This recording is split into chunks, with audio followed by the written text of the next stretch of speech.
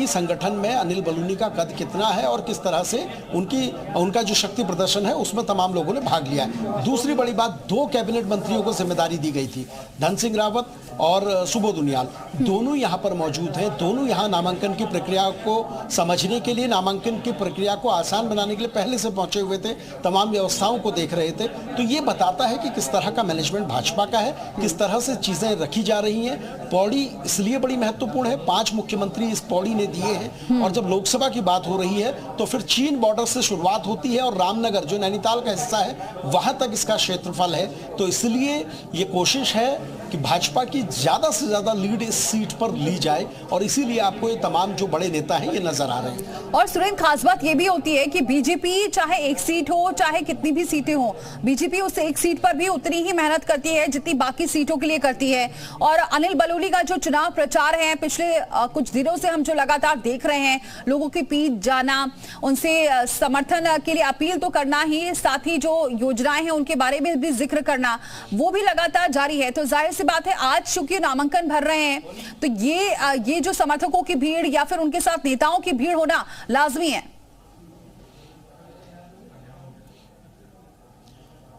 देखिए, बिल्कुल राज्यसभा का जो पूरा टर्म रहा है 6 साल का, उसमें उन्होंने इस पूरे लोकसभा क्षेत्रफल को लेके इस पूरे क्षेत्र को लेकर अपनी योजनाएं केंद्रित रखी हैं। तो 6 सालों से दौरे लगते रहे हैं, और आज जब लोकसभा के लिए नामांकन करने पहुंच रहे हैं तो ये तमाम बड़े नेताओं की मौजूदगी इसीलिए आपको नजर आती है। दूसरी बड़ी बात यह है कि जो मैंने कहा कि पौड़ी की लोकसभा सीट कितनी महत्वपूर्ण है, पुराना इतिहास रहा है। सीडीएस यहाँ से आते थे, पहले सीडीएस, अभी जो सीडीएस है वो यहाँ से आते हैं, एनएसए जो है वो यहाँ से आते हैं। यानी देश में बड़ी सेवाओं में पौड़ी का योगदान हमेशा से रहा है। दूसरी बड़ी बात यह है कि भाजपा किसी भी सीट को अपने हल्के में नहीं लेना चाहती है। भले ही प्रधानमंत्री मोदी के लिए लोगों में अपार स्नेह दिखता हो, भले ही लोगों में अपार समर्थन दिख रहा हो, लेकिन फिर भी भाजपा ये नहीं चाहती है कि किसी भी सीट पर जीत का अंतर कम हो। भाजपा का ये कहना है कि हम हर सीट पर 3 लाख से ऊपर की लीड लेकर चलेंगे, और इसीलिए तमाम जगह आपको बड़े नेता दिखते हैं। चाहे अजय टम्टा का नामांकन रहा हो, चाहे माला राज्य लक्ष्मी शाह का नामांकन रहा हो, चाहे त्रिवेंद्र सिंह रावत का नामांकन ऑनलाइन हो, उसके बाद फिर उनके तमाम रोड शो रहे हों, और आज जब अनिल बलूनी नामांकन कर रहे हैं तो वही भीड़ आपको यहाँ दिख रही है, और कल जब अजय भट्ट नामांकन करेंगे तो उनके वहाँ भी आपको इसी तरह की भीड़ दिखेगी। तो इसका मतलब यही है कि भाजपा किसी भी सीट को हल्के में नहीं ले रही है। पूरी स्ट्रैटेजी के साथ, पूरी जो रणनीति है, किस तरह से चुनाव में जाना है, कैसे कार्यकर्ताओं को मोटिवेट करना है, कैसे वोटर को पोलिंग बूथ तक लाना है, तो ये सारी स्ट्रैटेजी पहले से तय है, और उसी पर चलते हुए ये पूरी तरीके से ये पूरा चुनाव हो रहा है। अनिल बलूनी की अगर बात करूं तो देखिए, पहले 2002 में उन्होंने नामांकन किया था, भाजपा ने उनको प्रत्याशी बनाया था, लेकिन तब किसी तरीके से नामांकन उनका खारिज हो गया था। 2004 में वो कोर्ट से जीत के आए थे, चुनाव लड़ा था, उपचुनाव था, कैबिनेट मंत्री के सामने लड़ रहे थे, युवा थे उस वक्त। वो चुनाव भले ही हार गए हो, लेकिन उसके बाद उन्होंने एक जबरदस्त कमबैक किया, भाजपा में राष्ट्रीय मीडिया प्रमुख बने, आज राज्यसभा सांसद हैं, पिछले 6 सालों से अपने क्षेत्र अपने टर्म पर काम कर रहे हैं, और अब लोकसभा चुनाव लड़ रहे हैं। तो ये सारी चीज़ें बताती हैं कि किस तरह से उनका पूरा अब तक का पॉलिटिकल करियर रहा है। और आज बड़े नेताओं की मौजूदगी ये बताती है कि उनका किस तरह से तमाम जो लोग हैं, गुटबाजी भले ही कही जाती है, लेकिन यहाँ आपको नजर नहीं आती, क्योंकि सारे जो बड़े नेता हैं वो आपको नजर आते हैं। बिल्कुल। और सुरेंद्र, अगर हम स्मृति ईरानी की बात करें, जिसका आप थोड़ी देर पहले आप जिक्र कर रहे थे, स्मृति ईरानी यहाँ पर महिलाओं की जितनी भागीदारी हो उसको लेकर भी वहां पर क्या बातचीत भी करेंगी? कितनी देर तक का उनका दौरा है वहां पर?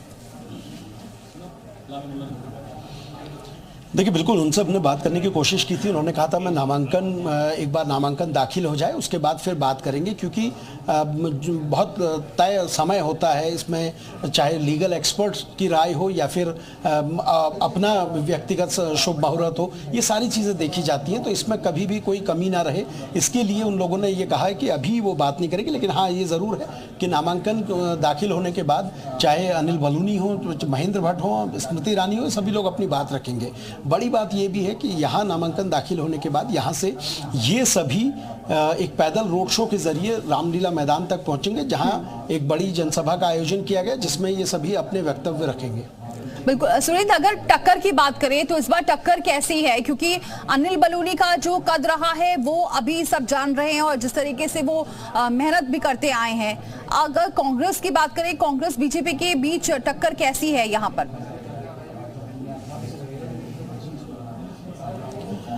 देखिए, क्योंकि अनिल बलूनी केंद्र में बड़ा चेहरा है, प्रधानमंत्री और अमित शाह के करीबी माने जाते हैं, तो शुरू से स्ट्रैटेजी में हमेशा से शामिल रहे हैं। और दूसरी बड़ी बात यह है कि कई पिछले 1-1.5 साल से उन्होंने ये तय किया था कि वो पौड़ी से लोकसभा चुनाव लड़ेंगे, और क्योंकि राज्यसभा से बहुत आसानी से दोबारा से संसद में पहुंच सकते थे, लेकिन लोकसभा चुनाव उन्होंने विकल्प के तौर पे चुना था और इसी पर वो लगातार काम कर रहे थे। और यहाँ वो सारी चीज़ें आपको दिखती हैं। नॉमिनेशन के बाद आपको अब चीज़ों में बहुत तेज़ी दिखेगी। नॉमिनेशन के बाद आपको प्रचार ज़्यादा तेज़ दिखता है। और जहाँ तक आपने फाइट की बात की है, देखिए ये सीट पिछले बार 3 लाख के मार्जिन से बीजेपी ने जीती है। और 2 चुनाव, 2014 का चुनाव हो, 2019 का चुनाव हो, अब तक बीजेपी लीड लेती रही है। अब हैट्रिक की बात बीजेपी का दावा है कि कम से कम 3 लाख से ऊपर से हम ये सीट जीतेंगे। बीजेपी ये कह रही है कि प्रदेश की सभी सीटों को हम 3 लाख के अंतर से जीतेंगे, लेकिन ये तो जनता ने तय करना है कि जीत किसकी होगी। लेकिन जहाँ तक आप संगठन की बात करें, मैनेजमेंट की बात करें, तो उसमें भाजपा कांग्रेस से काफ़ी आगे नजर आती है, क्योंकि जिस तरह से भाजपा की पूरी स्ट्रैटेजी है वो बहुत लंबे समय से तय हो चुकी है, तमाम चीज़ें गतिविधियां चल रही हैं। कांग्रेस की दिक्कत यह है कि प्रत्याशियों का चयन में काफ़ी देरी हुई, और उसके बाद संगठन के स्तर पर जो आम मतदाता तक जो कार्यकर्ता पहुंचता है, वो कमी आपको जरूर कांग्रेस के अंदर नजर आती है। बिल्कुल सुरेंद्र, अगर हम मुद्दों की बात करें तो मुद्दे क्या रहने वाले हैं पौड़ी गढ़वाल के? क्योंकि अगर हम थोड़ा दूसरे शहरों तरफ आए, दूसरे राज्यों की तरफ आए, तो वहां तो राष्ट्रीय मुद्दे हमेशा हावी रहते हैं, या लोकसभा चुनाव में राष्ट्रीय मुद्दे हावी भी रहते हैं। लेकिन क्या पौड़ी गढ़वाल में कौन से ऐसे मुद्दे हैं जिसको लेकर बीजेपी आगे बढ़ रही है?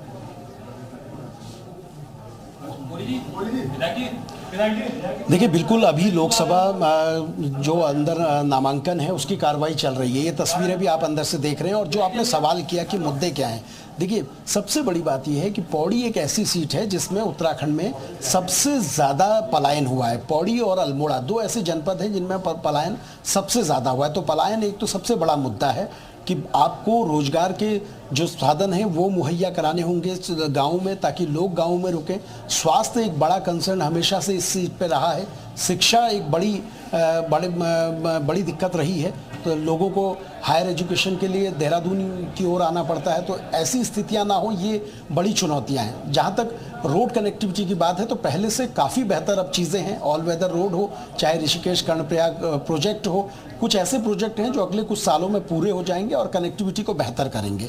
लेकिन अभी भी शिक्षा, स्वास्थ्य और रोजगार, ये 3 सेक्टर ऐसे हैं जो बड़ी चुनौती हैं। जो युवाओं का कहना है, यही कहना है कि इस क्षेत्र में रोजगार के साधन बढ़ने चाहिए, यहाँ शिक्षा के बेहतर संसाधन होने चाहिए, यहाँ स्वास्थ्य की स्थिति बेहतर होनी। ऐसा ना हो कि पहाड़ के जो अस्पताल हैं वो रेफरल सेंटर के तौर पे काम करें और सीधे लोग रेफर होकर देहरादून की ओर पहुंचे। तो ये चुनौती यहाँ से चुनाव लड़ने वाले लोगों के लिए हमेशा से रही है।